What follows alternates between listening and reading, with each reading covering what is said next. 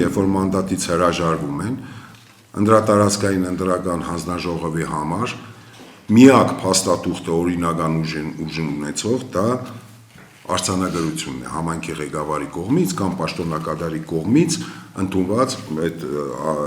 արձանագրությունն է, որով որ ինքը արձանագրում է, որ տվյալ անձը մանդատից հրաժարվել է։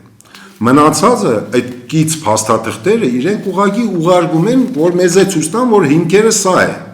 բայց մեր փաստաթուղթը այդ արձանագրությունն է։ Հիմի ուղարկել են մեզ երկու արձանագրություն, մեկը ամսի 28-ին, մեկը ամսի 31-ին, հոկտեմբերի։ Ուրեմն մենք նիստը արդեն նշանակել էինք, կենտրոնականի կայքով հայտնել էինք այդ ամեն ինչը, տեղադրված էր կայքում, նիստի օրակարգով, եւ այսօր ժամկետի մեջ, այսինքն ժամկետը 7 օր է, մենք այդ 7 օրվա մեջ առաջի դիմումից 7 օր է, երկրորդ դիմում 4 օր է, 4 կամ 5 օր, այդպես 31-ին, 4 օր։ Դրա համար մենք մի նիստով երկու հաջորդ թեկնածուներին տվեցինք մանդատ։ Այսինքն մենք է արձանագրեցինք, դա օրենքի ուժով է